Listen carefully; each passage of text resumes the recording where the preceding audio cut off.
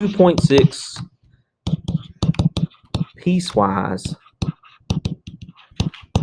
defined functions. All right. Piecewise defined functions are functions that have multiple pieces. Okay.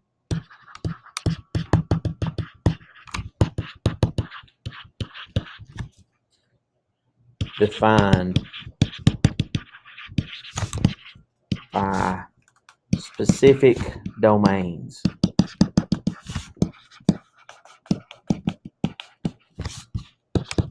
For each piece. So each piece is going to tell you what x values go with that piece. Like it may say x, if x is less than 3, then it looks like this part, and then for x's that are greater than or equal to 3, it looks like a different piece. So they're going to tell you individual pieces. Domain, remember, is the x values, range being the y values. Domain can be found by just looking at the equation. Range is easier to find if you've got the graph drawn. So that's one of the reasons that we want to try to graph these with that. So we're going to graph these. So example A, the best thing to do is just practice these things. And the way they do the piecewise is they do this big curly brace thing, and then they'll have the pieces, negative 3x plus 4. And then they'll either have a comma or the word if. I usually do a comma because that's the way I learned them. So they'll have a comma, semicolon, some kind of separator there, or the word if. And it'll have the domain for that piece. So it says that when x is less than or equal to negative 1, then the graph looks like negative 3x plus 4. Then the next piece is x plus 5.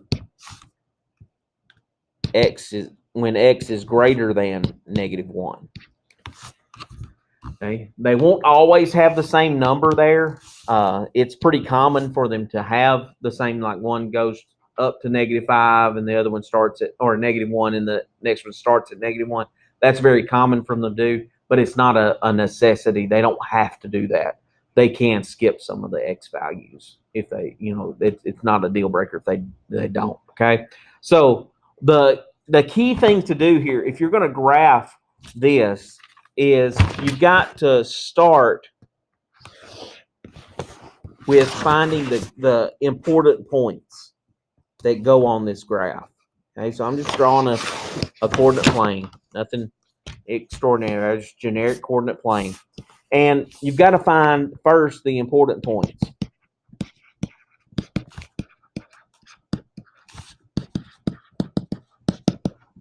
Okay, important points are the places where the thing changes around or changes pieces. Okay, so for the first piece, it says when x is less than or equal to negative 1. So that means we need to know what's happening at negative 1. Okay, so we need to find f of negative 1 in the negative 3x plus 4. So to find that function value, that means you're going to plug in that number for x and work it out. So 3 times negative 1 is 3 plus 4 is 7. So we get this important point, negative 1, positive 7. Okay? That's an important point. Okay? So what I do is I then go to that spot on the coordinate plane. I go to negative 1, positive 7. 2, 3, 4, 5, 6, 7. And I'm going to put a filled-in dot. Why would I put a filled-in dot there and not an empty circle? Because it's got an equal to point and it stops there, okay? Because it's got an equal to mark, it's going to be a filled-in dot. If it doesn't have the equal to mark, you're going to have the open circle there, okay? Now, that point goes with the negative 3x plus 4. So the x values that work with that are the ones that are less than negative 1. So that's going to go which direction, left or right? From this red dot, is it going to go to the left or to the right to go x values less than negative 1? It's going to go to the left, right? All right, so if you're going to the left of negative 1, that would be -2, -3, -4, and so on. You could plug those x values in if you wanted to. And sometimes that's the best thing to do. I think this one, because it's a slope-intercept form equation, -3x plus 4, you've got a slope of -3. I can count rise over run for that slope and go to the left and get that to work. Remember, negative slope always goes down and to the right. So I know my graph has got to go up and to the left. So I'm going to count up 3, left 1, and put a dot. And I could do that again if I wanted to. And I get that piece of the graph drawn. And it continues forever in that direction because it says all the x's that are less than -1 are going to look like that. -3x plus 4. Okay? Those, either you're going to, if it's in slope-intercept form, you can count the slope. Rise, negative, or up 3, left 1. That's a -3 slope. Up 3, left 1. You can continue that. Or you can take the x values that are less than -1 that fit this and plug them in and get some ordered pairs. And so if I pick the -2, -2 times -3 is 6. 6 plus 4 is 10. That's that point right there. So I could plug those in and get values if I wanted to, instead of counting the slope. Whichever way works for you. It doesn't matter which way you do it. It gets us the same answer. Okay? So that important point came from the domain. The x value did. So we got to be sure to check for that. Okay? The next thing to do is look at the important point for the second piece. What's the x value that's important in the second piece? Right there, it's -1. Now, it's not included in this one, but that's where something's happening, is at -1. So we're going to plug that into the second equation. F of -1, -1 plus 5. Well, -1 plus 5 is 4. So F of -1 is equal to 4. So that gets us the ordered pair, -1, 4. So I'm going to go to -1, and I'm going to go to 4. 1, 2, 3, 4. And I'm going to put an empty circle on this one. Why is it empty on that one and not filled in? -1 is not included because I don't have an equal to mark on my domain up there. So that's why we put an empty circle there. Okay. Now, that's a slope-intercept form graph, x plus 5. What's the slope of that? What's in front of x? It's a 1. So I could count up 1, right 1.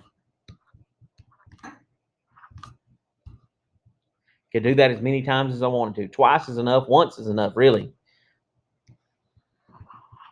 But it continues, until you get to positive infinity, if you could ever get there. And we graphed that piecewise defined function. Okay. And again, we counted the slope up 1 over 1, but you could also pick x values that are greater than -1 and plug them in and get the x values that go with, or the y values that go with those. So I could pick a +2 and a +4, just some x values that are bigger than -1 and plug them into x plus 5 and get y values that go with them to get that side of the graph going. I usually, if it's linear like that, I just count the slope because it's quicker. Okay. All right. Now, looking at that particular graph and this function, let's state the domain of that function, the range of that function. Okay. And then we'll do a thing called continuity, which is the easiest thing. Okay. And I'll just go ahead and write it. Continuous, CONTINUOUS, or discontinuous.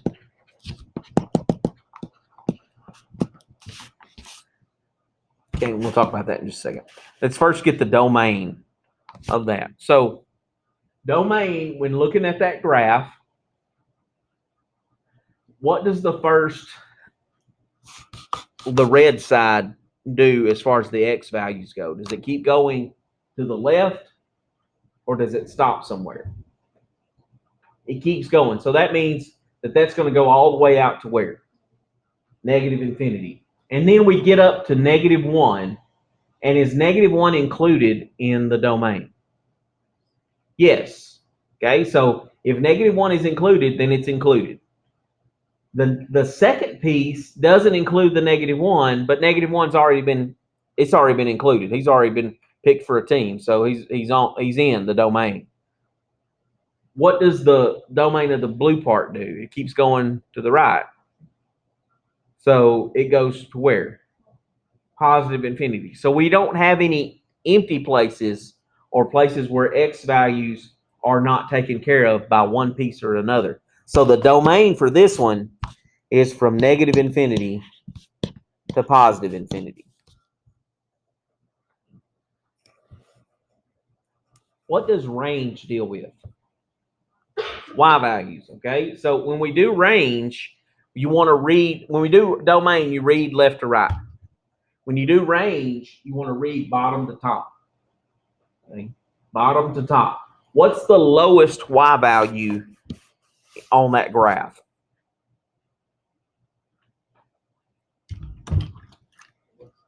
4. Is 4 included in the range? Why not? Well, here's where the 4 exists at, right at that empty circle. It's empty circle. So that 4 is not included in the range, but that's where the range starts, is at 4.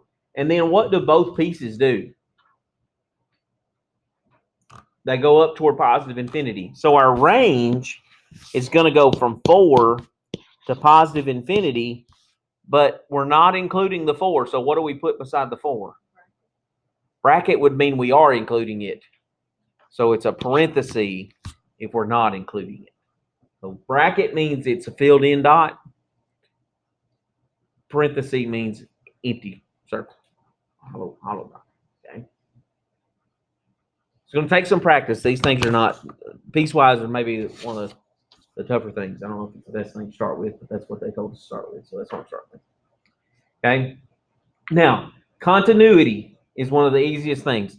If something is continuous, that means that you can put your pencil on the first part. So I could take my pencil and I could trace this, all the way down and not have to pick up my pencil to get to the next piece. Do I have to pick up my pencil to get to the next piece? Yes. So this is what's called discontinuous. Okay? That's the best, I think the best way to explain continuity. If it's continuous, you could trace it without picking up your pencil and you wouldn't skip anything. But if it's discontinuous, you've got to pick your pencil up and move to the next piece. Okay? Continuous, it doesn't have any breaks in it. If it's discontinuous, it's got some breaks in it. So this one is a discontinuous graph.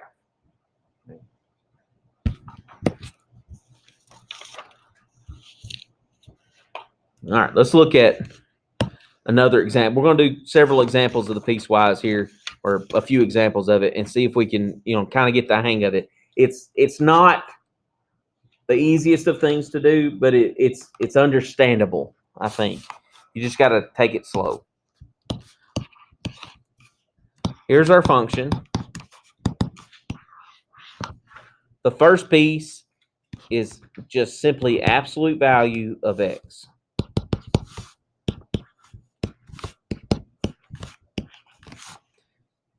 And the domain that goes with that is if it's negative, if -3 is less than x is less than 2.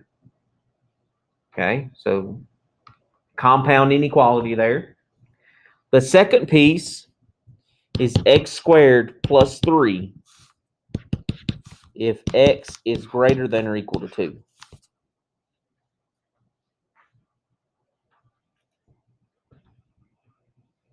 Okay, I drew my bracket a little bit big, so I'm going to make it smaller. Just going to use 2 pieces on this. Now, What's the first thing we need to do? Important points.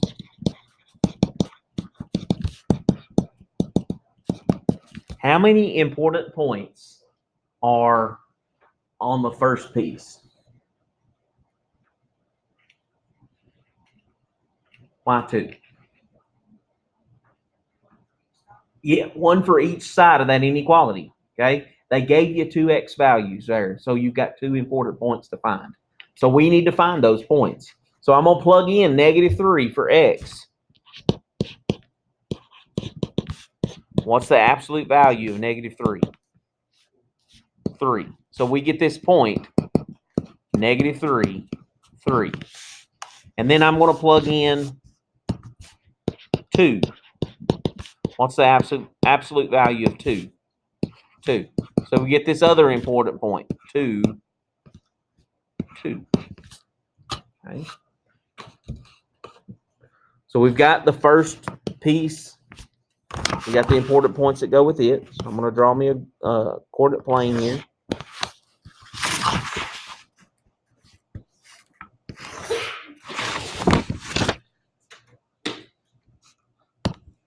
-3, 3. Does -3, 3, does it have an open circle or a filled-in circle? Why? No equal to, so it's an open circle. What about 2, 2? Why? No equal to on that side either. Okay. It is possible for one of them to have an open circle and the other one to be closed. That's okay. This one is both open. All right. What shape does the absolute value graph make? Anybody remember? No, it's kind of like that, but it's a V. It's a V shape. The absolute value graph is a V shape. All right. So here's what, with this one, another way of, if you don't know that, another way of getting the picture of that part of the graph is picking some x values that fit where?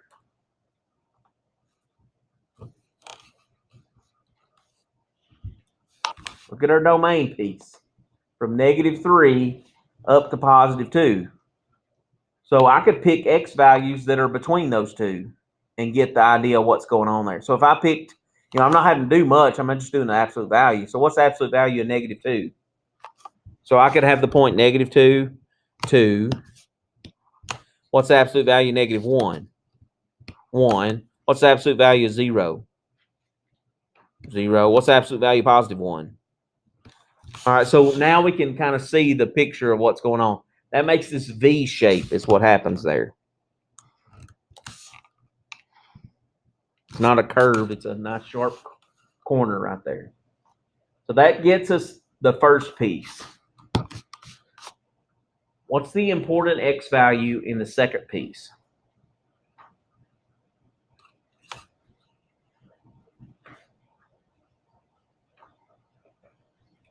Which x value is important in the second piece?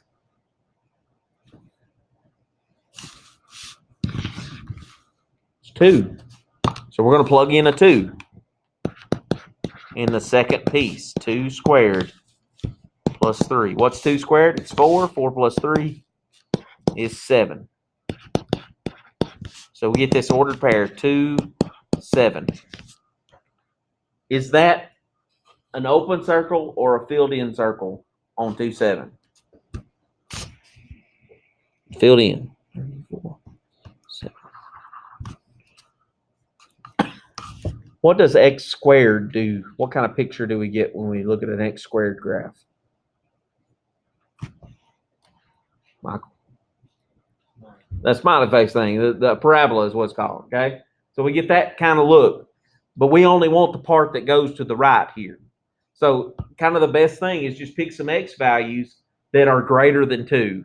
And just get a couple of them. It doesn't take many, just a couple to get started, okay? So I'm going to pick 3. 3 squared is 9. 9 plus 3 is 12. So I'd go over here to that's 8, 9, 10, 11, 12. I put a dot there. And I kind of just put this curve going that way. I don't need a whole lot of that. I just need a little bit of it to show me, hey, it's making that side of the parabola. Not do anything fancy to it, just getting that little piece. And we've graphed that. Now, from that graph, we're going to build the domain, the range, and then we can already tell, is this one continuous or discontinuous? Definitely discontinuous. So it's a discontinuous. Because it is not. You can't trace that without picking a pencil up. Okay. So the domain, what's the smallest x value?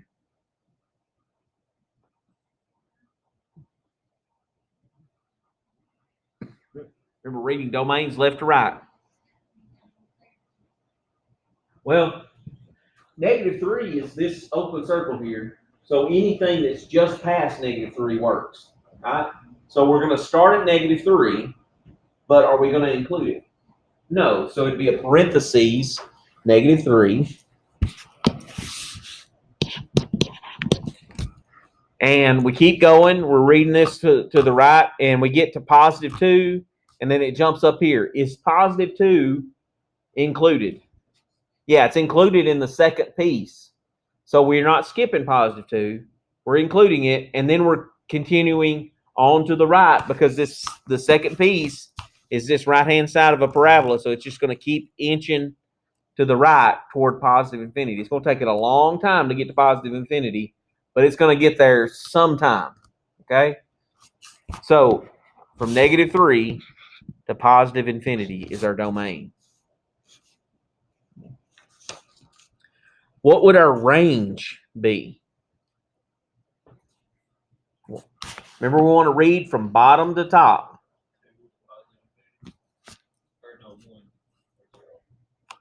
Which one? Keep naming numbers, Mike. We'll get. So the lowest y value is 0. So we're reading it from bottom to top. We're coming in contact with the origin first. That's the first place that a graph is drawn on. So there's our lowest y value. So we're starting at 0. We're going up to where? Well, looks like there's a gap there, right, in y values because it stops here at 3. So we get from 0 up to 3, and then that 3 is not included because it's an empty circle. And then it jumps. And what's the first y value in the second piece there? What's that one? 7. Again, it goes back to those important points. They're part of the game here. So it starts at 7, it's included, and then it continues on to positive infinity. So a little bit different on the range there. But again, you get the graph drawn correctly, it's really just read it bottom to top, and if there's a gap, put that union in there. And let's do another piecewise. Example C. Here's our function. Let's throw 3 pieces in there this time. -2x if x is less than -3. 3x minus 1 if -3 is less than or equal to x is less than or equal to 2. And then -4x if x is greater than 2. So 3 pieces on this one.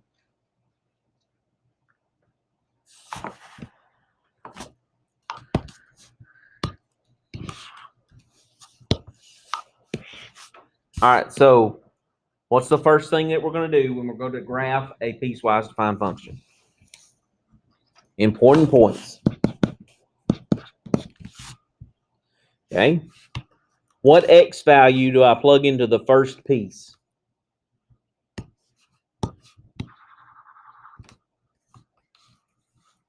What's the x value that they give us in the if? -3. So that's the one I want to work with in that piece. So f of -3 be -2 times -3, which is 6. So get this important point of -3, 6. Draw my coordinate plane here.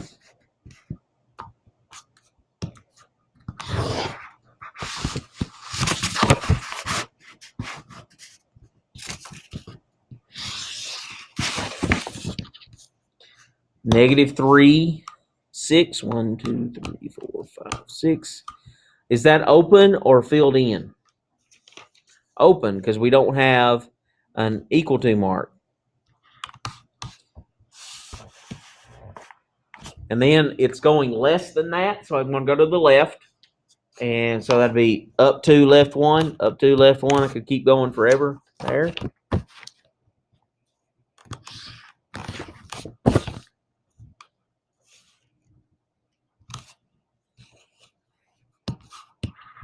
And I'll draw this next one in blue. What important points or important x values are for the middle piece? -3 and 2. So 2 of them.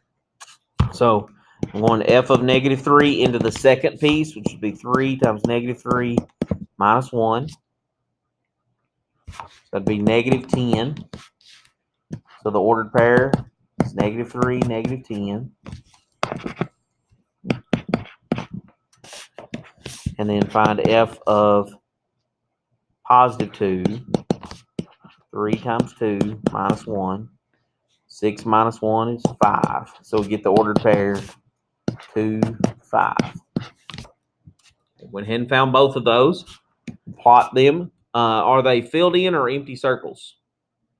Filled in because they got equal to marks on them. So I'm going to -3, -10. 2, 4, 6, 8, 10. And then 2, 5. 4, 5. What do we know about 3x minus 1? Is it a straight line or a curved line?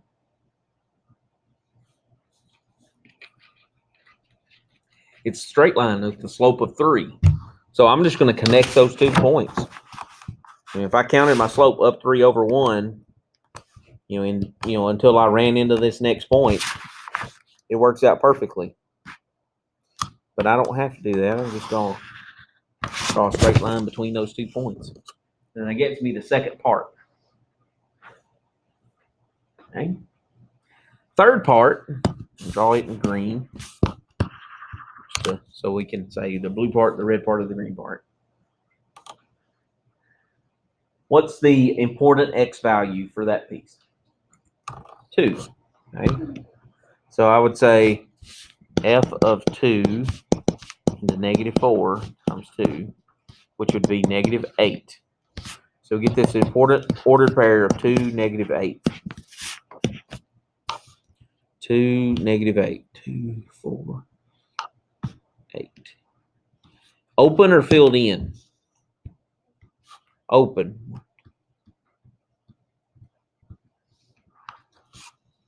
And then it's a -4 slope, so I go down 4 over 1.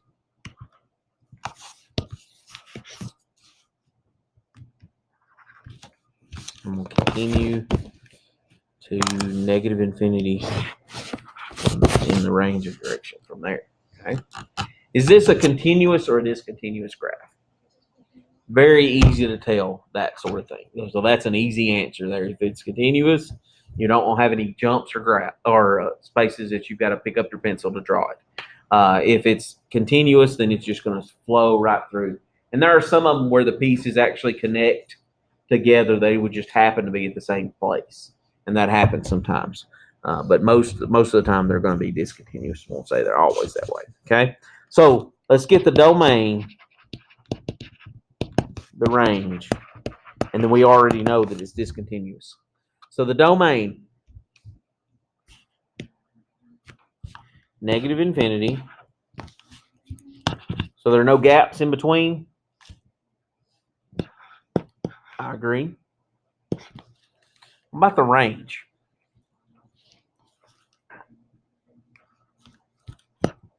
So negative, if we're reading it bottom to top, the green part's getting us to -infinity. Going on up, we see that it stops here at -8, but the blue part covered that part up because those y values are used in the blue part. So now I've jumped over to the blue part, and I'm going up the graph from there, and it gets up here to what y value? 5. But what's the y value over here on the red part up there? 6. So there is a gap from 5 to 6. So I'm going to go from -infinity to 5. And 5 is included because it's got a filled-in dot on it right there. And then, good job. That's it. And then we know that it's discontinuous because it doesn't go there. All right. Graphing them is the hardest part of piecewise defined functions. It definitely is. This may be the hardest thing we do tonight.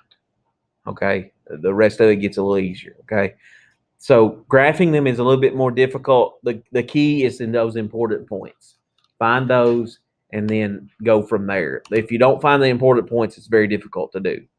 Okay, so the important points are very important. Okay, one other thing with piecewise defined function, and then we'll move on. Okay, and that's function value. This is much easier to do. Function value with piecewise. Okay. Here we get a function, a piecewise defined function, and they give us x cubed plus 2x squared minus 5 if x is less than -6. And then they give us 5x minus 8 if -6 is less than or equal to x is less than 5. And then they give us x squared if x is greater than or equal to 5. Okay, so 3 pieces there. But they want us to find a function value. So we're asked to find the function value. We're not asked to graph that. That would be a very daunting one to graph because you got a cubic function and a quadratic and a linear piece. So there's a lot going on, but it's not asking us to do this. So it's just asking us to find the function value. That means plug in the number they tell us. Okay. So the first one they want us to find is f of, let's do f of 10. Okay. Now here's the difference in function value with piecewise and just regular functions. With piecewise defined functions, you've got more than one piece to deal with. So you've got to look and see which one does the 10 fit with. Okay? Which inequality in the ifs over here on the right, which one of those does 10 fit into? The third one, because 10 is greater than 5, right? So because the 10 fits with this inequality, that means we use this piece of the piecewise defined function. Okay, so you look at the number they're asking you to plug in, find the inequality it fits in, and use that piece. So with this, we're using x squared. So we're going to go 10 squared, which is 100.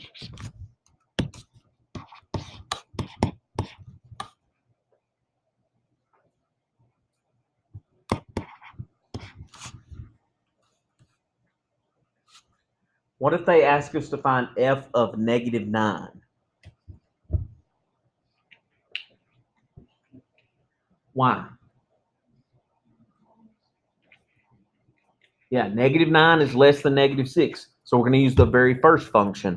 So we would plug that in, -9 to the third power plus 2 times -9 squared minus 5. And I'm going to use a calculator to help me out there. Parentheses, -9, raised to the third, plus 2 times, I know that -9 squared is 81, and then minus 5. -572.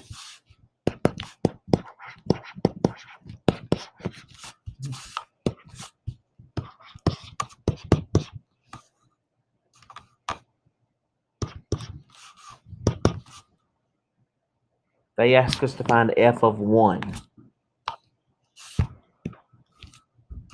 Which piece does 1 fit into? The middle one. Not because it's the last one left and we haven't used it, but because 1 is in between -6 and 5. It fits in that inequality. So we're going to plug that in to the middle piece. 5 times 1 minus 8 should be -3. So function value, easiest part of piecewise functions. So expect that, test-wise, there's going to be some of those for sure. Might not be, but maybe 1 or 2 of the graphs, but there's going to be some of the function value stuff. The graphs are, much more difficult to do, but the function value is not too hard. You just got to find which piece to use. Be careful of that. Okay. All right. Next section. 2.8. Function operations and compositions. Function operations and compositions. All right. All right. Quick review of domain. What are the red flags that go with domain? That would be making something not a function, which is a very important part of domain. But when we're finding the domain of a function, what were the red flags that could exist? One of those that could exist would be a division with a variable. Okay? X in the denominator. Amen. How we said that. X in the denominator. That's a problem. I'm going to address that. The other red flag that could exist for domain is a square root. And technically, it's any even root. Could be a fourth root or a sixth root or anything like that. As long as it's an even root, then you can't take the even root of a negative number. So square roots is what we mainly deal with in this course. You get to higher level math, you go to higher roots. But square roots is what we mainly deal with right here. So square roots with variables inside. All right, so let's look at a couple of find the domain problems, because the domain we're gonna do some function operations and compositions, but we're also gonna find the domain of that result. And if we can't find the domain of the original problems, we're gonna have issues with finding the domain of the result. So, example A, let's do this one. F of x is equal to the square root of 9 minus 5x.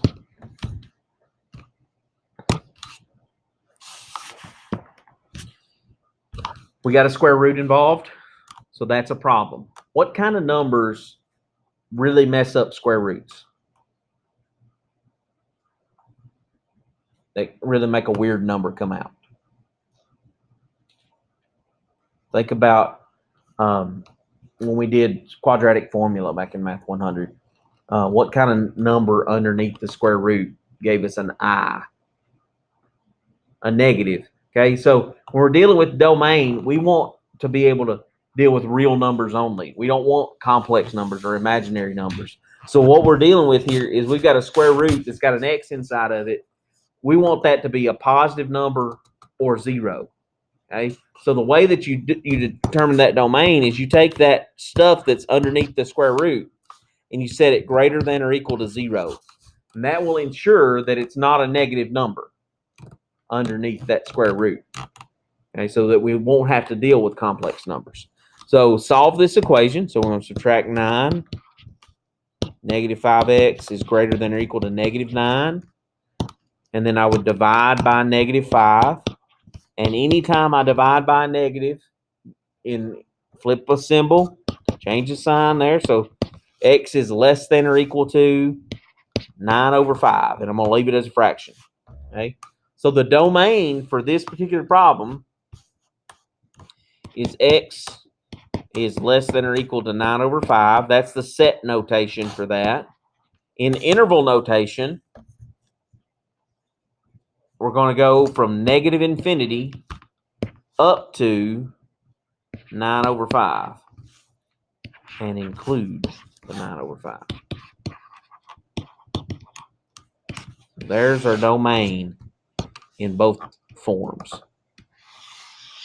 in set notation and interval notation. Be able to do both.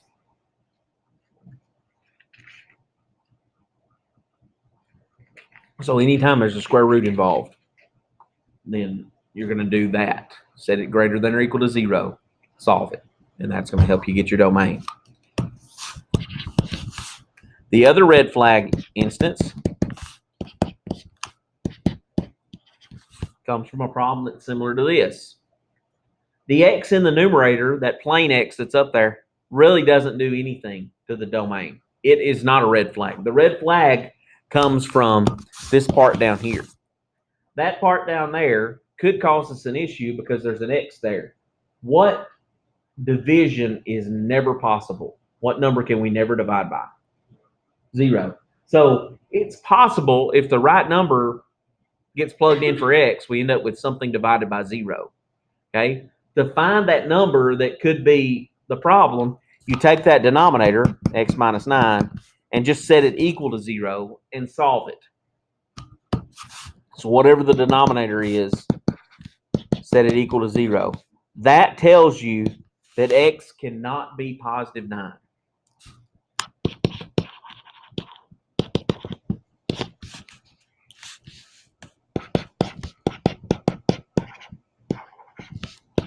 There's our set notation for domain. The interval notation, you start from negative infinity, you go to 9, union 9, positive infinity.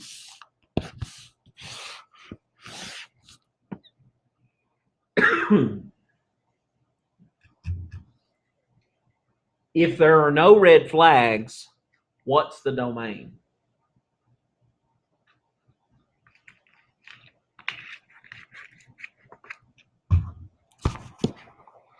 For example, g of x equals 3x squared minus 7x plus 2.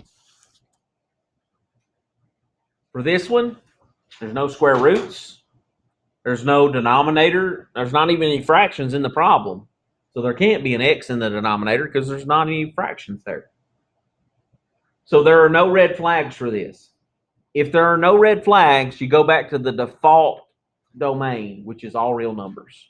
Okay, all real numbers is where everything starts. Okay, so our domain for this one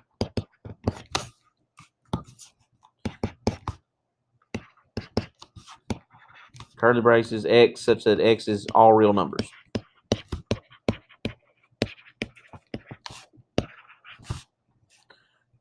The interval notation for that, negative infinity to positive infinity. And that would be your domain. If there are no red flags, that's your domain. Review finding domain there. So as we're working with these function operations and compositions, we're going to be looking at the domains as we go. Okay, so of the original functions and of the operation or the composition. Okay. So, all right, let's look at some function operations, which the operations are actually pretty easy. The composition is not quite as easy, but still not difficult. It's easier than the piecewise graphing was. I promise you that. It's definitely easier than that. So, function operations. We'll start with that. Function operations. Operations meaning add, subtract, multiply, divide. Those are the operations I'm talking about. All the arithmetic operations. Add two functions together, subtract two functions from one another, multiply two functions together, or divide two functions. That's what we're going to be doing first. Okay. So we're going to start with two generic functions. F of x, let's make it x squared plus 5x minus 3. And we'll use g of x is negative 3x plus 4. We're going to use those two functions for 4 examples, one of each operation. Okay. The first operation we want to do is addition. The first math operation you really started learning was addition. So the notation is written like this: f plus g of x. Okay. All that means is take f of x and add g of x to it. Okay. And that's what that means.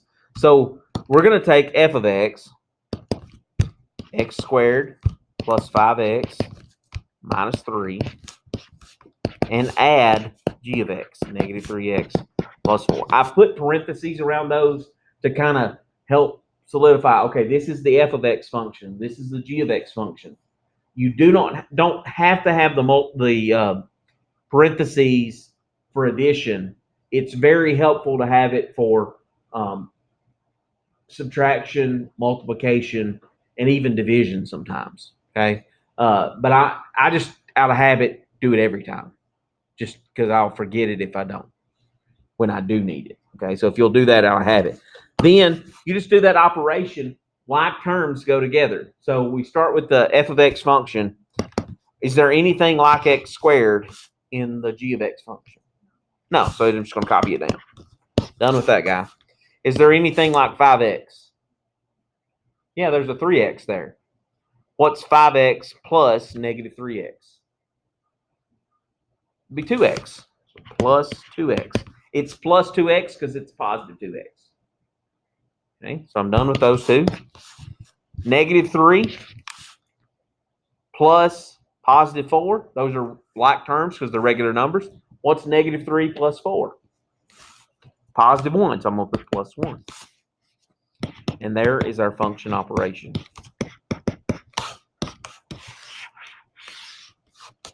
The domain, there's a plus 1 right there, and leave room. What's the domain of that? All real numbers. There's no red flags in it, so it's all real numbers. Negative infinity to positive infinity. I'm just going to write it in interval notation there. Shorter. So there's function addition. Let's do function subtraction. It's the same idea, it's just subtraction in between them. So it's the f of x function minus the g of x function. F of x is x squared plus 5x minus 3 minus negative 3x plus 4. The parentheses are important on subtraction because we're subtracting this entire problem, not just one piece of it.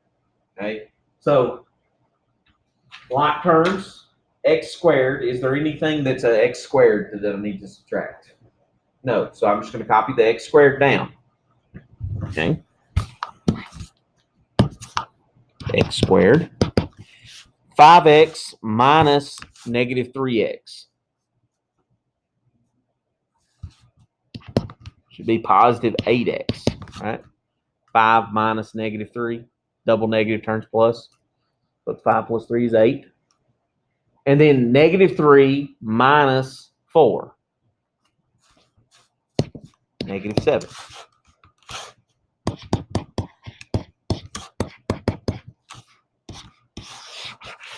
There's our function operation, the subtraction.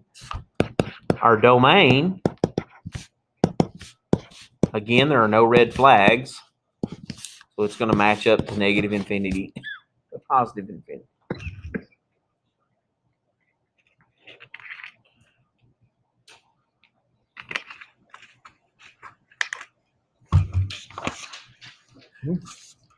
Let's do multiplication.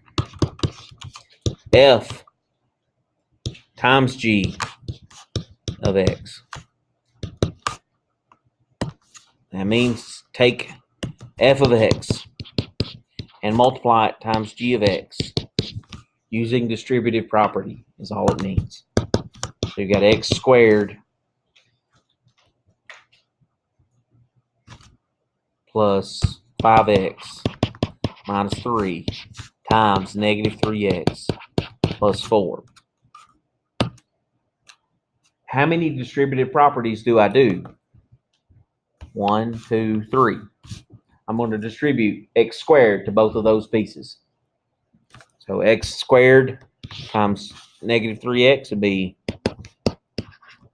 negative 3x to the third.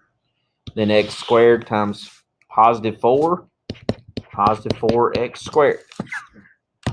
And then I'm going to distribute 5x to both of those. 5x times negative 3x, negative 15x squared. 5x times positive 4 is 20x. Then I'm going to distribute a negative 3 to both of those. So negative 3 times negative 3x, positive 9x, negative 3 times 4, negative 12. Try the color code there, each piece. The last thing to do is combine the like terms in that product. So there's no other x cubed, so negative 3x cubed. Here's 2x of the x squared pieces. Positive 4 and negative 15 be negative 11x squared. 20 plus 9 is 29x, and then the minus 12. F times g of x.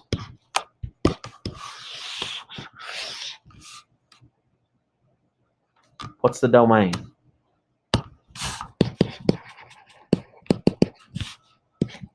Are there any red flags? No, so it's negative infinity, positive infinity.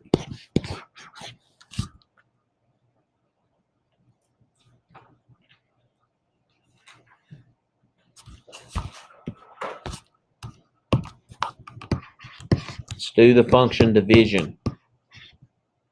F divided by g of x. It means take the f of x function and divide it by the g of x function. Doesn't necessarily mean you've got to do the long division. You just got to set it up as a fraction. Sometimes they simplify. Most of the time they don't. Okay? This one doesn't. I'll go ahead and tell you off the front. It doesn't simplify.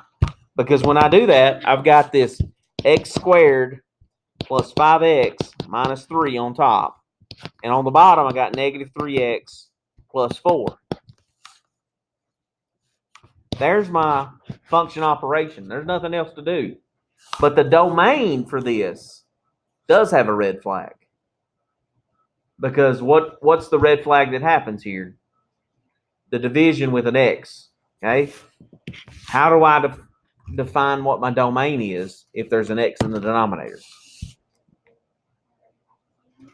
Set the denominator equal to 0. That's exactly right. So solve that. So subtract 4. Negative 3x equals negative 4. Divide by negative 3. And so x would equal positive 4 over 3. That's what x cannot be. So our domain for that particular problem, so negative infinity up to 4/3, and from 4/3 to positive infinity.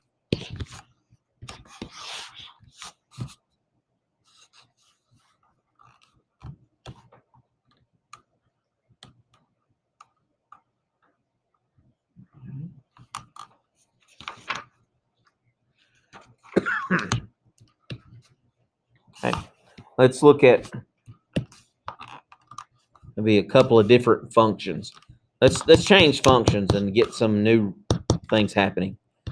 Let's say our f of x function is this, the square root of 2x minus 1. And our g of x function is 8x minus 9. Okay. All right. If we're going to do just the plain addition operation for this, f plus g of x, it's just take f of x, square root of 2x minus 1, and add 8x minus 9. Because all of this stuff is tied inside of the square root, you can't put anything together. That square root messes all that up because that is tied together inside of there. So you can't do anything with the 2x and the 8x. But for the domain, which piece causes a problem?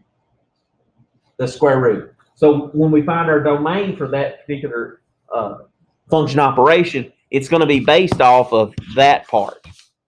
Okay, so this is the function operation. It doesn't do anything. You just write plus between them. It's that easy. The domain's a little bit more difficult because we got to take 2x minus 1 and set it greater than or equal to 0 and solve it. Plus 1, 2x is greater than or equal to 1. Divide by 2. X is greater than or equal to 1/2. So our domain is from 1/2 to infinity for that.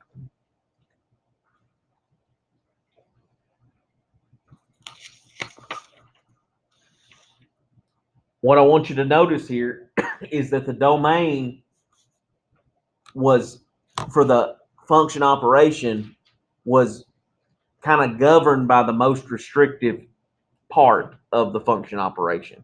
The domain of 8x minus 9 is all real numbers. It didn't have any restrictions, but the square root part did, and that part had everything to do with the operations domain. Okay, so the most restrictive piece is going to kind of govern what you can do. Okay, it's kind of like when you're running around in high school with your friends. Whoever's parents were the strictest, that's kind of governed what you could do if you all wanted to go together. So if this kid wasn't allowed to go to a certain place, and or at least me and my friends, we didn't go against that kid's parents. If we hated leaving them home. So I was the third of 3 boys. My parents didn't know. They were like, "I'm tired. See ya." And not that I got into much trouble, but I guess I could have. I never tried. So I don't know. Anyway, all right. So this is the toughest one of the function operations. With these same 2 functions, we're using f of x is that square root one, and the g of x is the 8x minus 9. If we did f divided by g on this, or excuse me, g divided by f, let's flip it around. That's taking 8x minus 9 and dividing it by the square root of 2x minus 1, which introduces a whole nother game.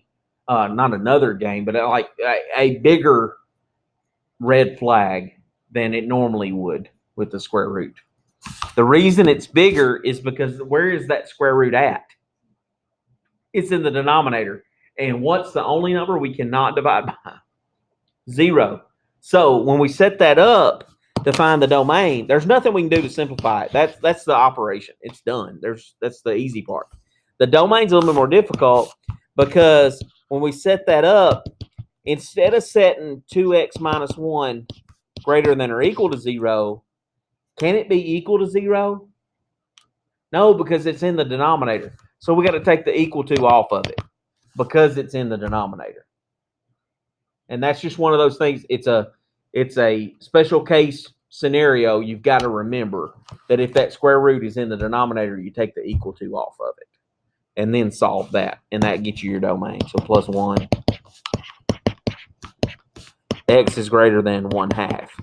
And so then our domain is from 1/2 to infinity in that way with the parenthesis instead of a bracket.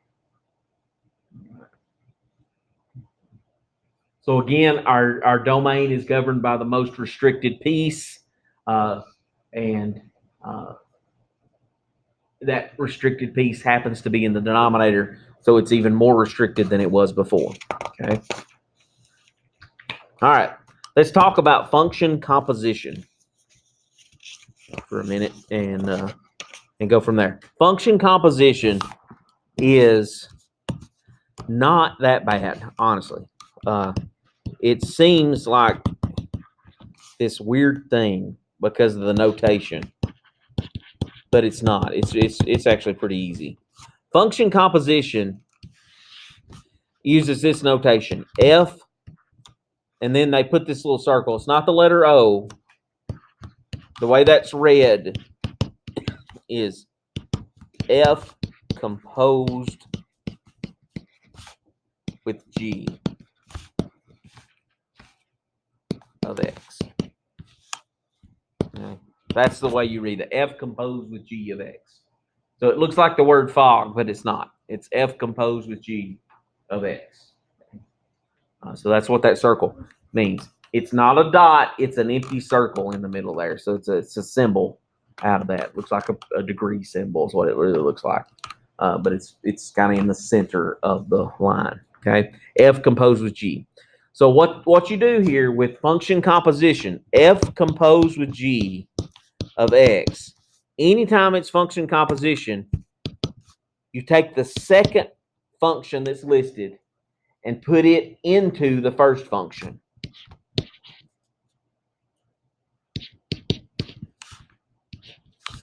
Okay, so it's this one into that one. Whatever second goes into the first one as X. Okay, whatever second goes into the first one as X. Okay. So we're going to start with something semi-easy, function composition. So let's get an f of x function of 3x minus 5 and a g of x function of 2x minus or plus 1. Something simple, really simple for the first example, and then we'll get into something that's more interesting. Okay, a little more college level. So what letter are we on here? Thank you, J. All right, so f composed with g of x. Okay. F composed with g of x means take g of x and put it into f of x. So everywhere there's an x in f of x, you're going to put 2x minus 1. So that's going to be 3 parentheses 2x plus 1. I don't know why I said minus 1 earlier. It's 2x plus 1. 3 times 2x plus 1, and then the minus 5. That's what function composition starts out as. That's what you do. Take the second one, put it in for x in the first one. Then simplify it, just like we did with the operations, with the addition and subtraction. So what's the first thing you would do here? Distribute the 3. So that's 6x plus 3 minus 5.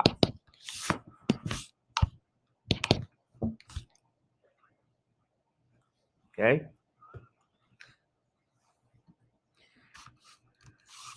Simplify from there. 6x doesn't have any other like terms. What's 3 minus 5? Negative 2. So our function composition, f composed with g of x, is that. Now, when you're dealing with function composition, the domain is governed by the most restrictive pieces, okay? And by the restrictions on the functions you're starting with, okay? Are there any restrictions on the functions we started with? Or any red flags on them? On f of x and g of x up here? No. Their domains are all real numbers, both of them, okay? So if they're all real numbers, when you do the function composition, your domain is going to be all real numbers. It's not going to change any, okay? So it's not very interesting when there's no restrictions on these. So our domain is from negative infinity to positive infinity for this one, because we started out with both of our pieces having that domain. Okay? If both of our pieces have that domain, then that's what your domain of your composition is going to be. Now, excuse me. Let's look at a different set of functions and what they can be. So this is example K. Let's use f of x to be 2x minus 1, something pretty simple. And then g of x is 4 divided by x minus 1. So a little bit more involved here. Okay. Now,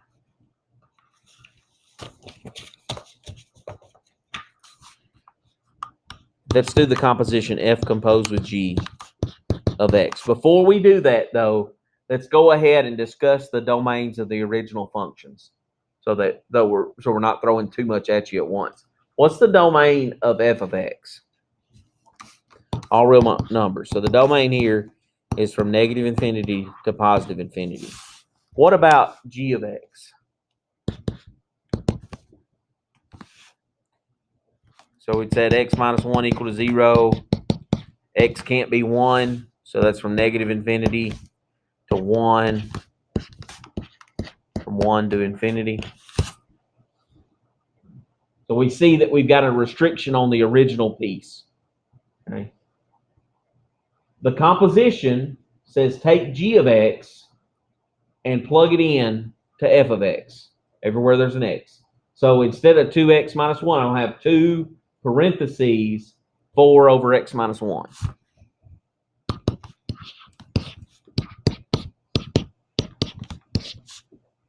And then minus 1.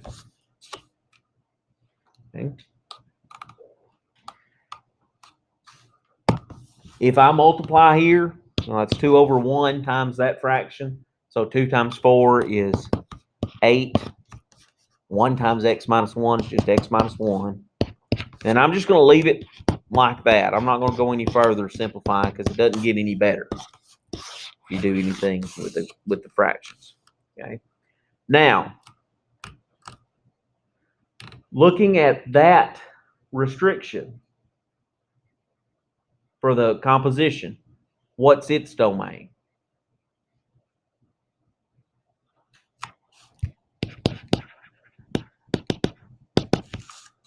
What's the red flag in this blue part here?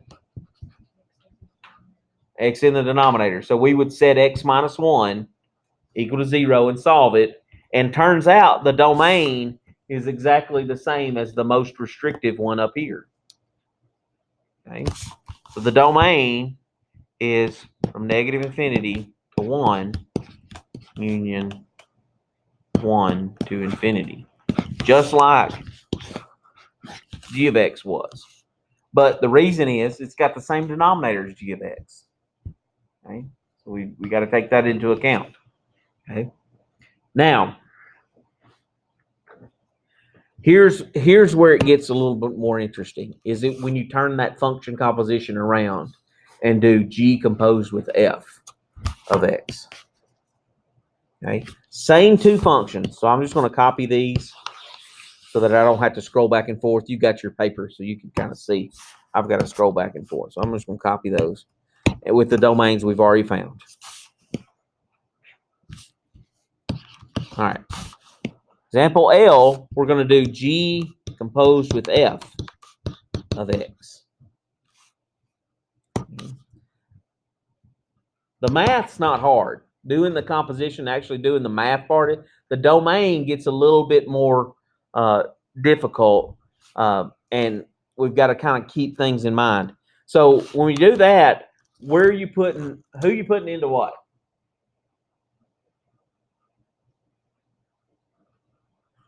Am I picking up f of x and putting it into g of x, or the other way around? Yeah, I'm taking the second one, f of x, that's written in the composition statement, and I'm picking it up and putting it in for x in g of x. Okay, so I'm taking this and going into here. That's what this composition statement says. G composed with f says take f, put it into g. Okay, so that's 4 over parentheses 2x minus 1 minus 1.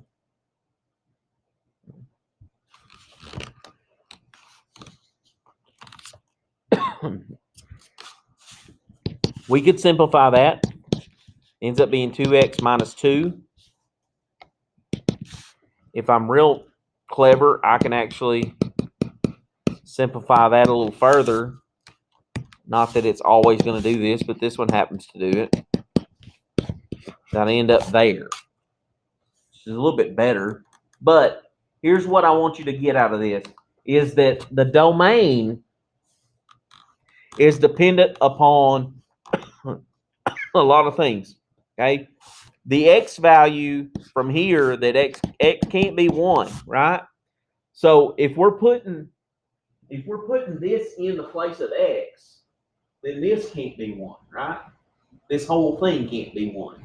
So we got to find out, when is 2x minus 1 equal to 1?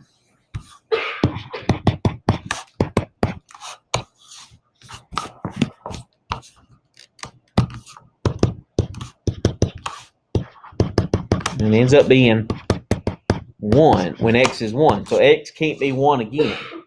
Won't always be the same number, okay? But it is a possibility sometimes, okay? So the domain tells us, okay, originally x couldn't be 1 because of g of x. And then we said, okay, well, if x can't be 1 and we're putting 2x minus 1 in for x, then that part can't be 1 either.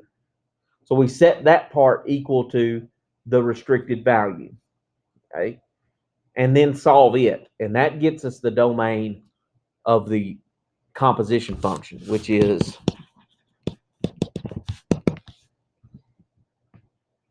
negative infinity to 1 union 1 to infinity. Let's look at a different set of functions and kind of see what we might be dealing with here.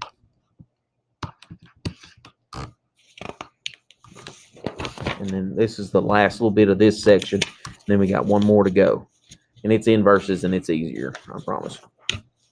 So here's our f of x function. F of x is the square root of x. I'm throwing that in there. G of x is 4x plus 2.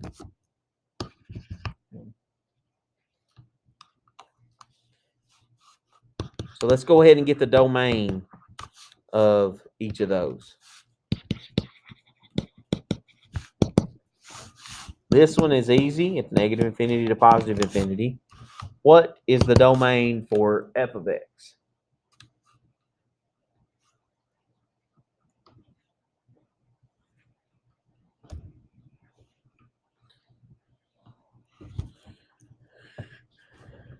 Let me change that to x, square root of x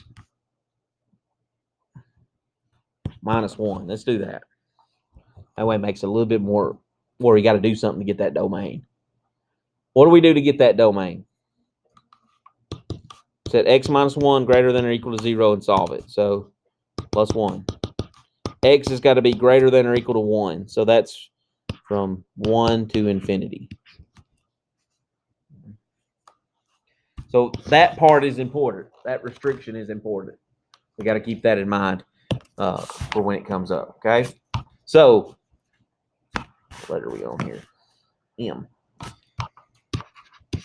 Let's find the composition f composed with g of x. So the normal direction there.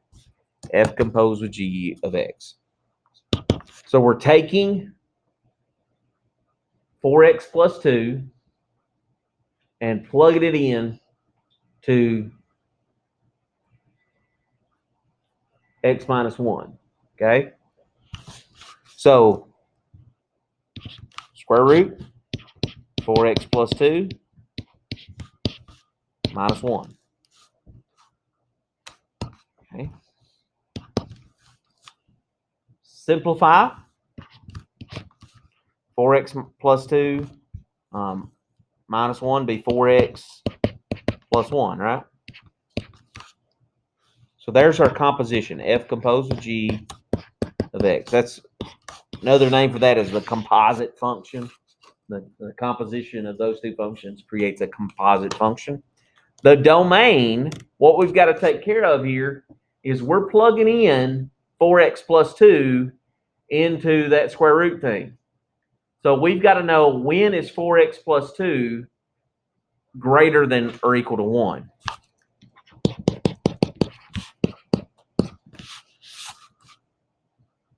Right? So subtract 2. 4x is greater than or equal to negative 1. Divide by 4. Negative 1 fourth. 4. So our domain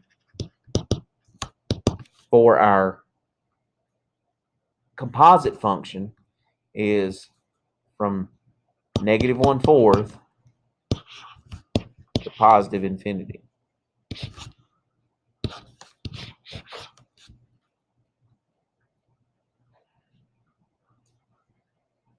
We could have set this part greater than or equal to 0, would have gotten the same answer. That's because it's simplified. Sometimes it doesn't simplify, so it's much more difficult to find them. Okay, if it doesn't simplify, then this is where it's going to come from. Okay, because it's much more difficult to find if it doesn't simplify. I think doing it this way it always works. The other way doesn't always get you everything that's a restriction in the domain.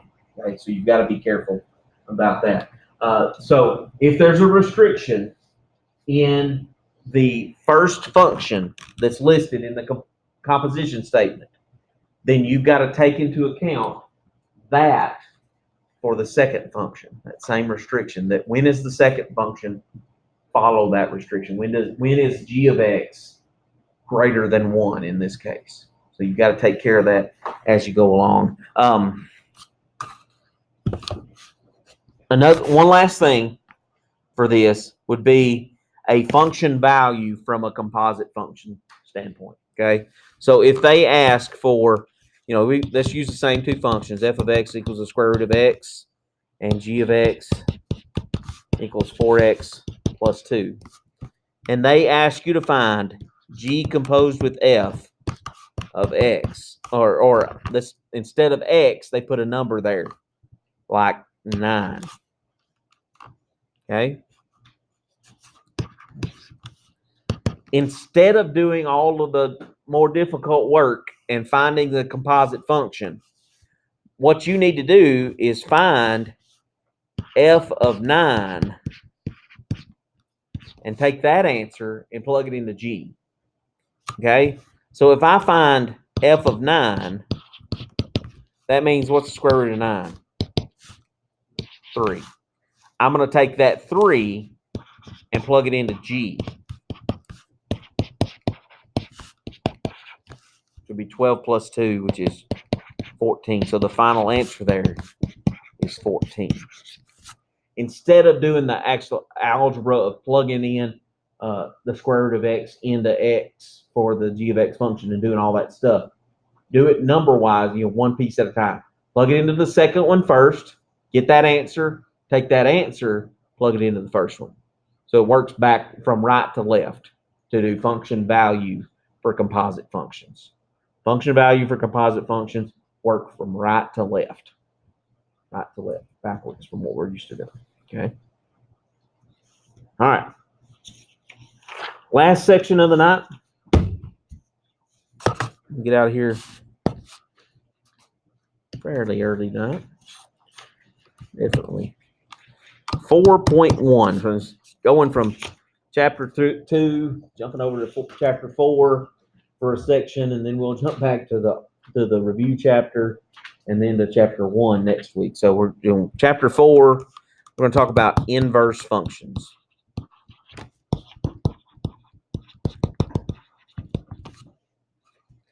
One thing to keep in mind is not every function has an inverse function. Okay. An inverse, functions can have, a function can have an inverse, but that doesn't mean its inverse is a function. That's what I'm trying to say. That's a pretty confusing statement, but just because you can find an inverse doesn't mean that that inverse is a function. Okay, finding an inverse and deciding if that inverse is a function is fairly important. There are only one kind of function that has inverse functions, and they're called one-to-one functions. Okay, one hyphen the word two hyphen one. One-to-one functions. One-to-one functions have inverse functions. Okay? One-to-one function means one x value goes to exactly one y value. That you don't repeat any y values. To be a function, you can't repeat x values anyway, right? But to be a one-to-one function, you don't repeat x values and you don't repeat y values. Okay, so if you're a one-to-one function, you can have an inverse function. That's what makes that happen. That you don't repeat x's and you don't repeat y's. Functions don't repeat x's. One-to-one functions don't repeat x's and they don't repeat y's. Okay. All right. There's a nice, easy test for one-to-one functions if you can get their graph, which we all should be able to get a graph.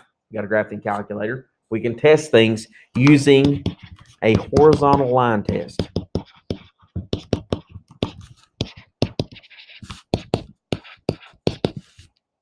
When you use a horizontal line test, you're testing for repeated y values.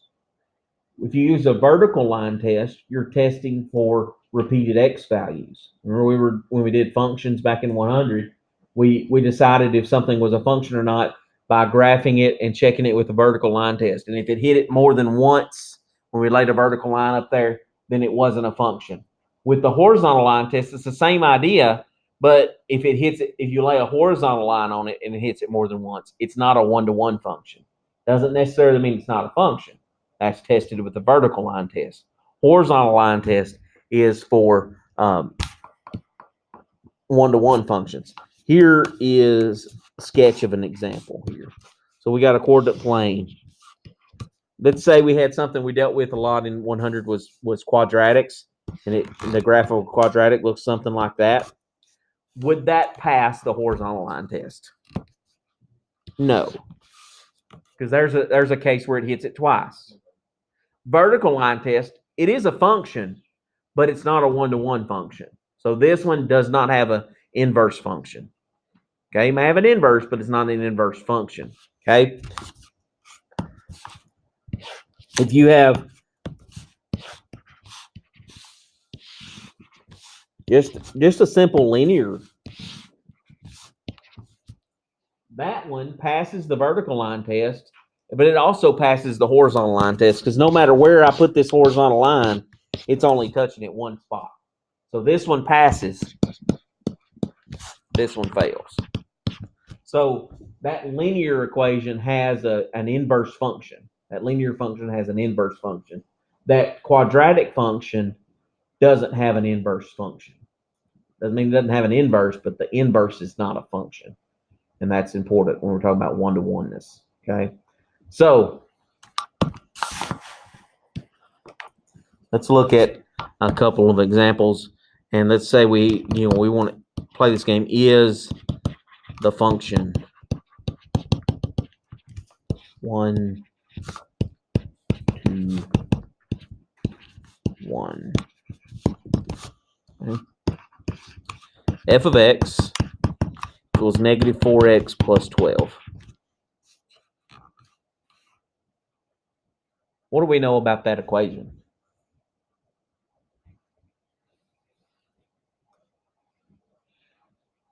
Is it linear?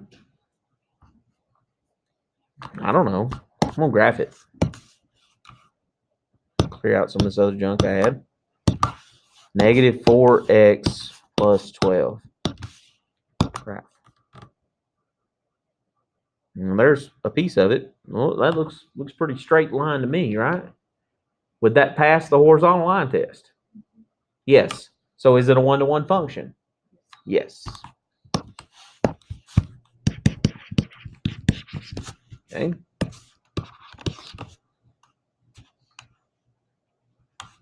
G of x equals the square root of 25 minus x squared.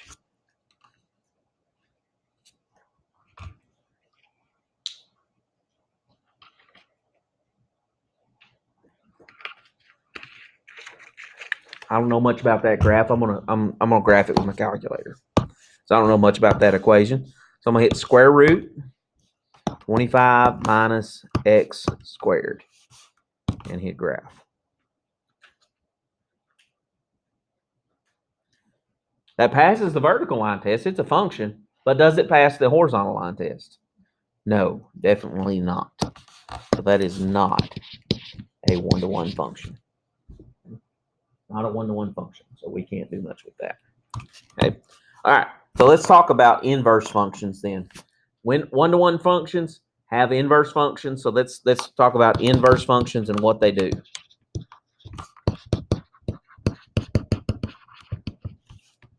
Inverse functions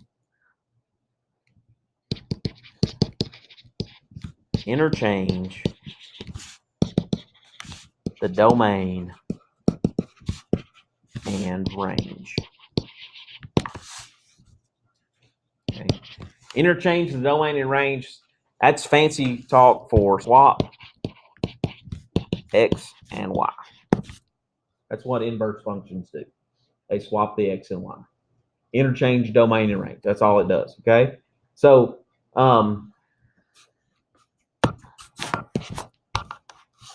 inverse functions also compose to give x. Composition of a function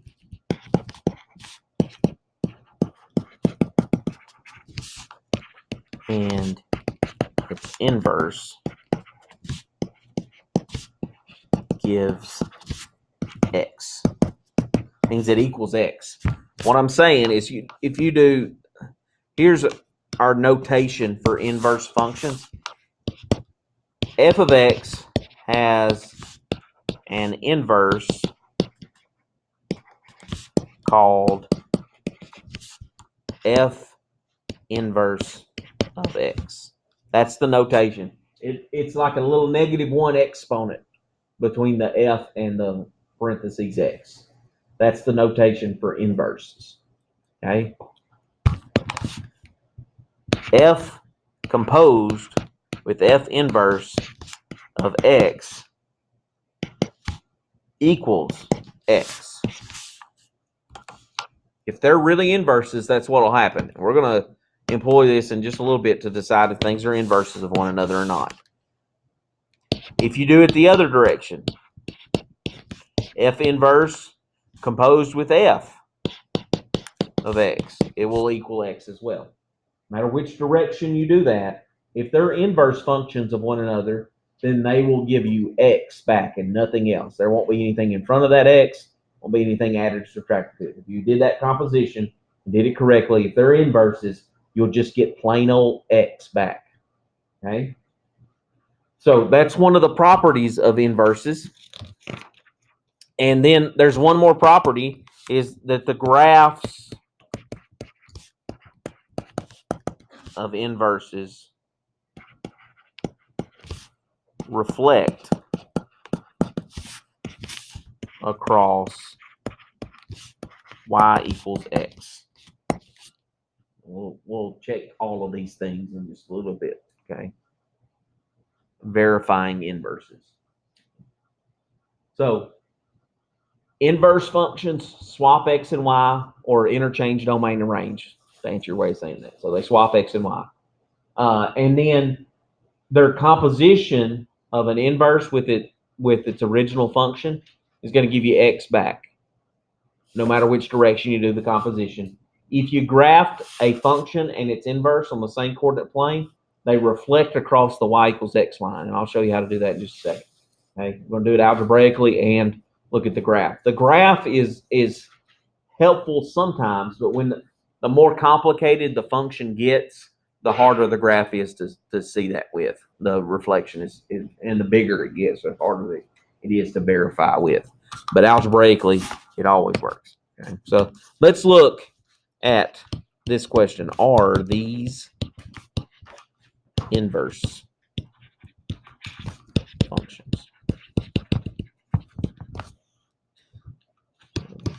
F of x is equal to x cubed minus 1. G of x is equal to the cubed root of x plus 1. Doesn't matter if you've worked with these before. It's fairly simple to see what's happening here to get those going on. So to verify that they're inverses of one another, do it algebraically, which is the most common way. You're going to do function composition in both directions to verify. Okay. In the f composed with g direction, that means we're taking g of x and plugging it into x for f of x. So that's parentheses, cubed root of x plus 1 cubed minus 1. What happens when you cube a cube root? What happens when you square a square root? Cancels out. Same thing happens with cubing a cube root. These cancel one another out. Okay? So that's going to leave me just x plus 1 and then the minus 1 that was hanging out. Well, then what simplifies from there? Those two. Positive 1, minus 1. Hey, it worked in that direction. It checked. If those are inverses, plain x is what I should get back. Okay? And that's what I got right there. So it worked in that direction. Let's verify it in the other way. Let's do g composed with f of x. So that means we're taking f of x and putting it into g of x. So g of x has the big cubed root. And then instead of x, I'm put x cubed minus 1. And then the plus 1 is still under there too. Well, inside of this one, the plus 1 and the minus 1 are going to cancel out. And I get the cubed root of x cubed. What is the cubed root of x cubed? X. It verifies in that direction too. So we've gotten the algebraic verification of these. Okay. Let's look at the graph on our graphing calculator. So these are inverses of one another. That's what we're saying because that work both ways. Okay. The graph, if they are inverses of one another, then the graph should reflect across the y equals x line. Okay. So I'm going to graph x cubed, x raised to the third minus 1. That's the first equation. The second equation is the cubed root of x plus 1. So I'm going to hit math, the cubed root there of x plus 1. And then I want it to reflect across the y equals x line. So I'm going to put that in there too and let it graph it. So I've got something to kind of compare across. Okay. If I hit graph, the blue one, that's the f of x function. Here comes the g of x function. There comes the y equals x function. Are they reflecting across one another, across that black line? Absolutely, they are. It's a little tougher to see here because the screen is like the widescreen format kind of idea. I can kind of square that up by hitting zoom 5, and it makes it even more obvious.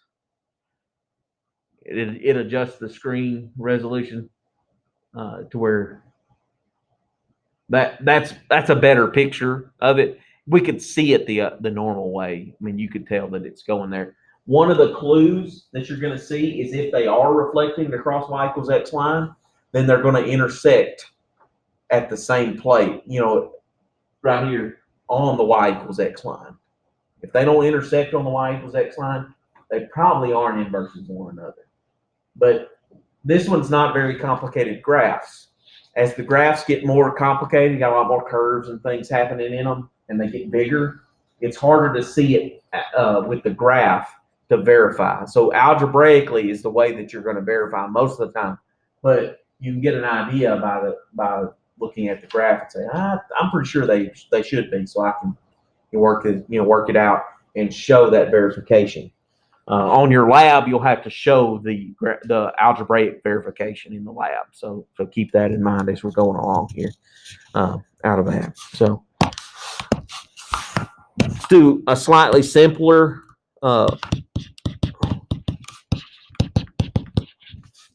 f of x is 8x plus 5. G of x is 1/8 x minus 5 over 8. Okay. We want to verify, are these inverses of one another?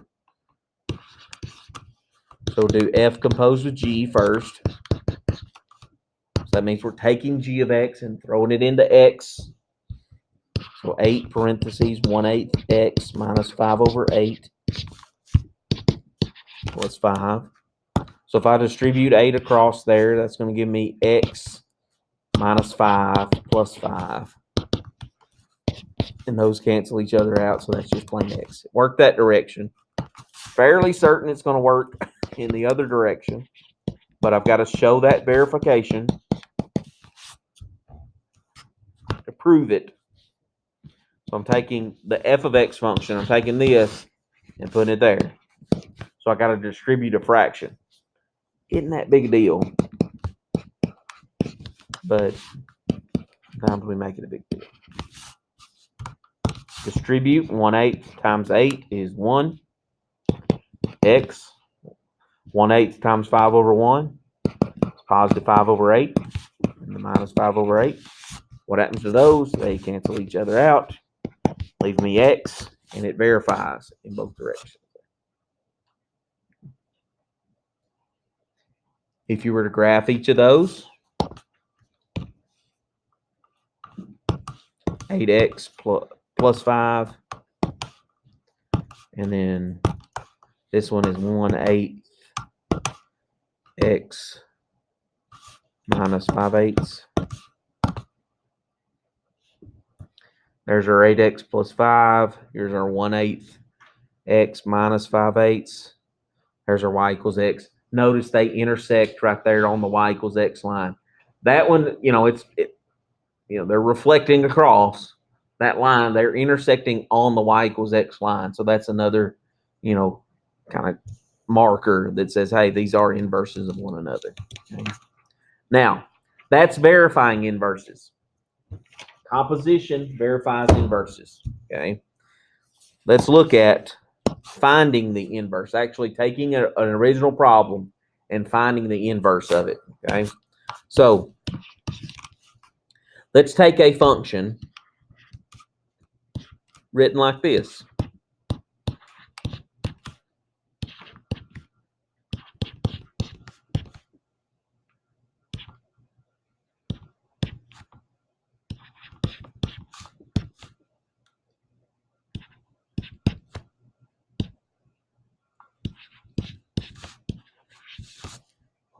Is that a one-to-one function? Remember what the rules are to be one-to-one. So we got 2, 6, -1, 4 as the x values. No repeats. So we're good there. So it is a function. And look at the y values. We've got -5, 4, 3, -2. And those are our y values. No repeats there. So it is a one-to-one function. Okay. So if this is our function, we'll call it f. F inverse. What does an inverse function do? At its core, it swaps x and y. So take each ordered pair, flip it around. That's all you do. -5, 2, 4, 6, 3, -1, -2, 4. And there's the inverse function. So if it's a set of ordered pairs, verify that it's one-to-one, and then just swap the ordered pairs around. Just turn them around. That's all you do to find the inverse. Not hard at all. Comes to that. Okay. Let's look at an actual function that's an equation out of that. So we're going to find the inverse for f of x equals 3x minus 7. I'm going to tell you these are one-to-one functions. You know, this is a one-to-one function. We know it's linear, right? Linear equations are one-to-one functions. We know that. We need to verify that before we start finding the inverse function. Okay. So if it's not a one-to-one function, then don't find the inverse function. Okay. That's a one-to-one function because it's linear. We know it is. Okay. We don't even have to graph it and check it with the horizontal line test. We know it is. Okay. So what you want to do to find the inverse of a function for any equation that they give you is start out by saying, okay, f of x is the same thing as what? Same thing as y. So that's y equals 3x minus 7. That's what the original problem is. What does an inverse function do again at its core? Swaps x and y. So we're going to take in the equation, we're going to swap the letters x and y. X equals 3y minus 7. Okay. Once you've swapped x and y, solve it for y again. So get y back by itself. Okay. So you would add 7. So you got x plus 7 is equal to 3y. And then divide by 3. Everybody gets divided by 3. So there's y by itself. We got 1/3 x plus 7 over 3. Then write it in inverse function notation. F inverse of x equals 1/3 x plus 7 over 3.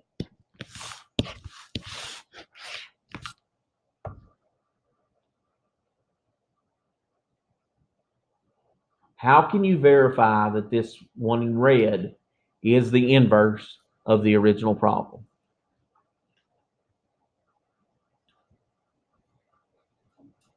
You could graph them. If you graph them, they reflect across what?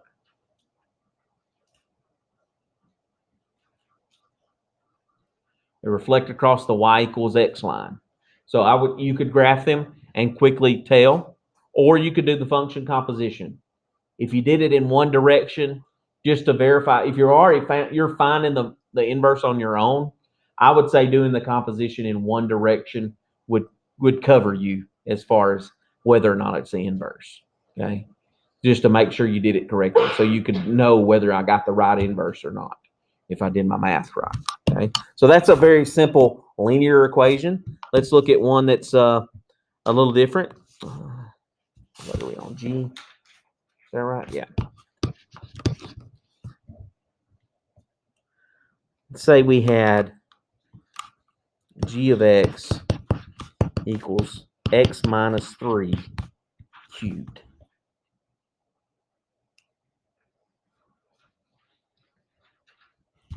X minus 3 to the third power. Okay. So again, maybe when you see that problem, you just you start with saying, oh, well, that's y equals x minus 3 cubed. And I know I'm finding the inverse. So what do inverse functions do? Swap x and y. So that's x equals parentheses y minus 3 to the third power. Okay. So I've swapped x and y. Now I got to get y by itself. The problem with this one is that y is trapped inside of that cubed. How do I undo a cubing? How do you undo a squared? Square root. To undo a cubed, you use a cubed root. So we're going to take the cubed root of both sides. Okay. This cubed root and the cubed cancel each other out so that it's just y minus 3. And we got the cubed root of x on that side. Nothing to do there. It's just the cubed root of x. We're almost there. We almost got y by itself. If I add 3, I get the cubed root of x plus 3 equals y. That's the inverse. So I'm going to write it in inverse notation. F with the little -1 exponent, that's f inverse of x, is the cubed root of x plus 3 on the outside. And again, you could verify that by graphing.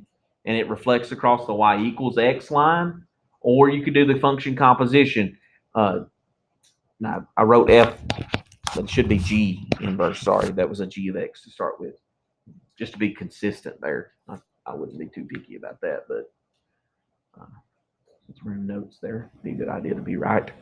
So g of x, g inverse of x. You can do the composition with those two, and it should work out to be just plain x when you do that composition. Okay.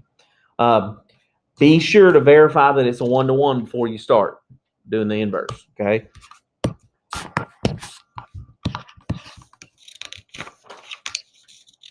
Let's say we had this one, f of x equals x squared plus 2.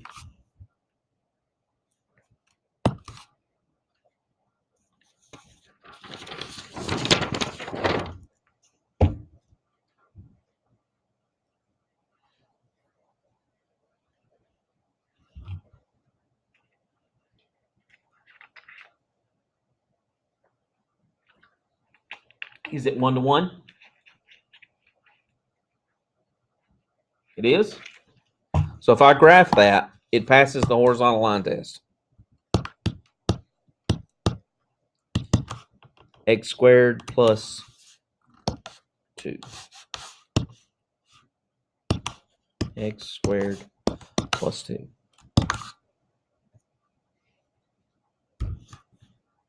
That doesn't look like it passes. It passes a vertical line test. So it's a function, but it's not a one-to-one function. So it doesn't pass the horizontal line test. So I don't even have to work that one. Not one-to-one. No inverse function. That's all I got to do there.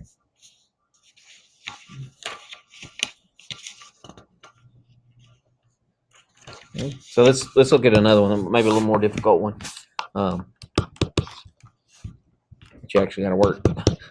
F of x equals 2x plus 3 over x minus 4. And they always put this in here. They say, oh yeah, by the way, x can't be 4, because they're saying, okay, this is a function, but we got a domain problem with the x minus 4 in the denominator. So if they put that out to the side, it makes it fair game, is what they're doing there.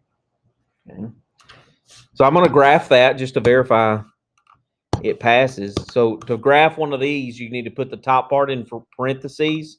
So it's 2x plus 3 in parentheses up there. And then close the parentheses and then do divided by, and then parentheses x minus 4. If you don't do it in parentheses, sometimes your calculator can misread that. So would that pass the horizontal line test? Yeah, I mean, down here, it's not crossing any. This has got a little angle on it, so it's going up here. And this one, it passes, and it's got a little angle on it going down here. But these will never get in touch with each other. So it's okay. So that one does pass the horizontal line test. So that means we're going to have an inverse for that. So this was a little crazy, because how many places have we got an x? We got it in 2 places, and only 1 place where there's a y. Right? So when we go to find that inverse, we swap x and y. So x goes over here, and now it's 2y plus 3 over y minus 4.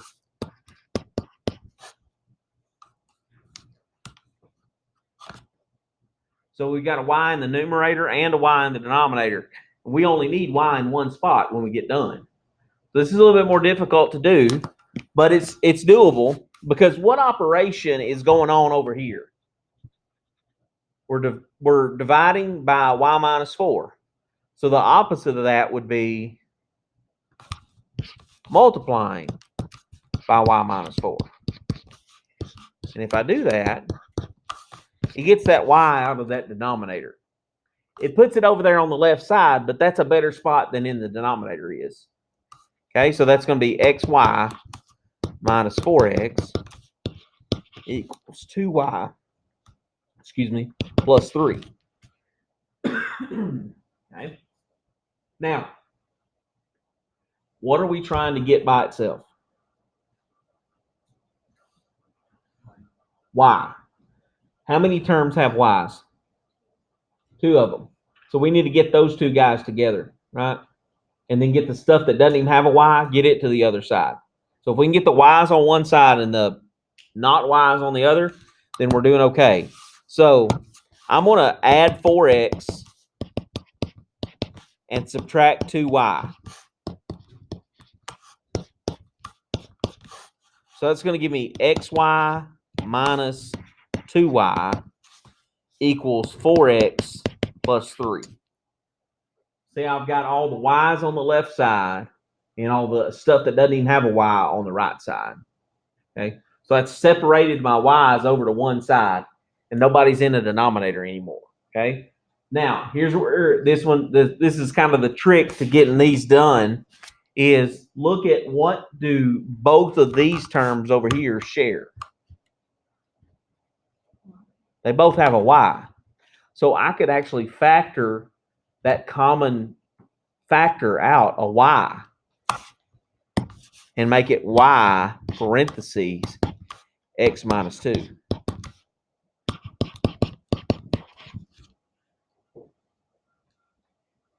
Okay. Now, how do I get rid of the x minus 2? What's going on between the parentheses x minus 2 and the y that's in front of them?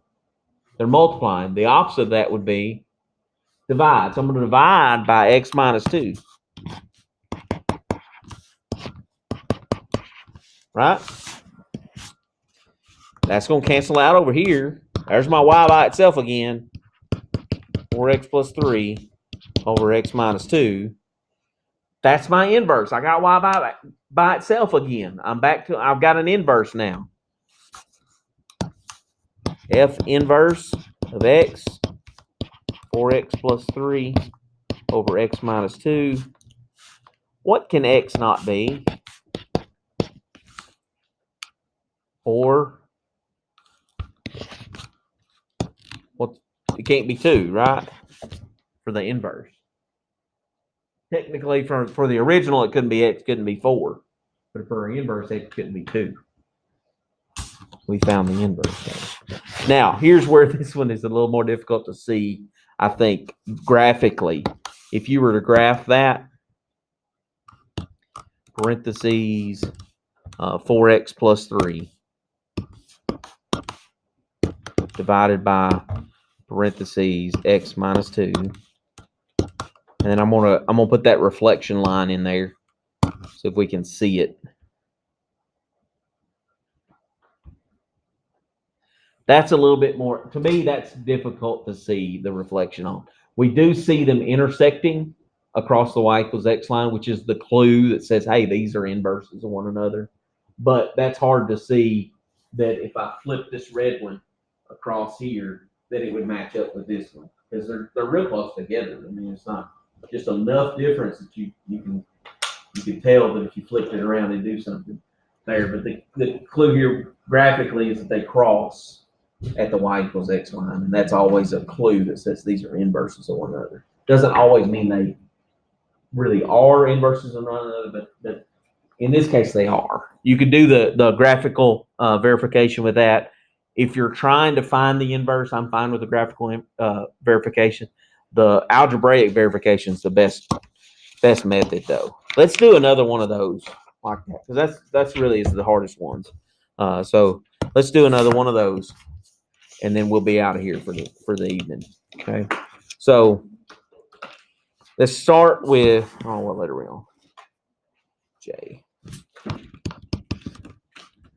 Here's our function. G of x is equal to 3x minus 8 over x minus 5. X cannot be 5. Okay. I'm going to go ahead and skip a step here. We know what's going to happen with x and y. I'm going to swap them. So I'm going to have this be x equals 3y minus 8 over y minus 5. I'm just going to go ahead and skip to that step. I would expect you guys probably to do the same thing. You always want to look for a shorter way. Okay, so that's a shorter way. Save us a little time. Okay, now we need to get rid of that y that's in the denominator. So what do?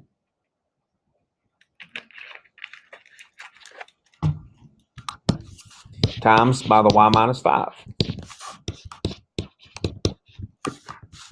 These cancel out. So it's 3y minus 8 equals xy minus 5x. What do we do next?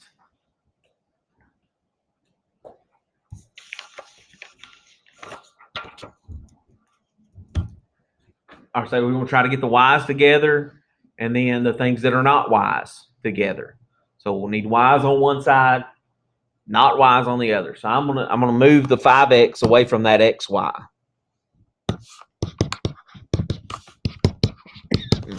And I'm gonna move the 3y away from that minus 8. And that's gonna cancel those out. So on the left side, I got xy minus 3y. On the right side, I got 5x minus 8. Okay. Now what's the trick?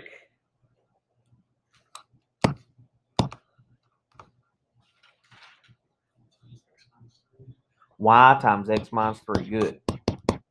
So you're factoring out that y, that common piece on the left side. They both got y, so pull it out to the front. It's like reverse distributive property. Like these came from distributing y to both of them. And then the right side, I'm not doing anything to yet. Last step, getting y by itself. Divide by that x minus 3.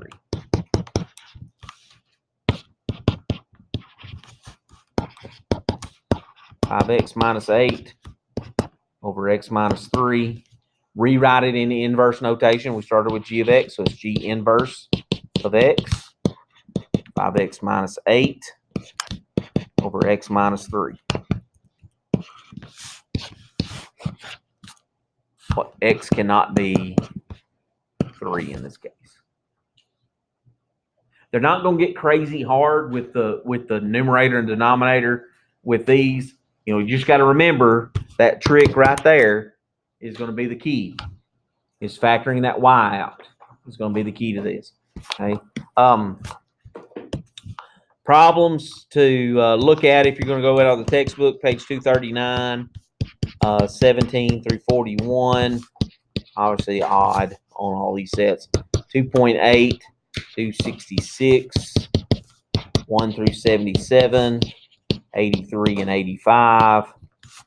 And then 4.1, which is what we just did, page 394, 3 through 87. Odd on those.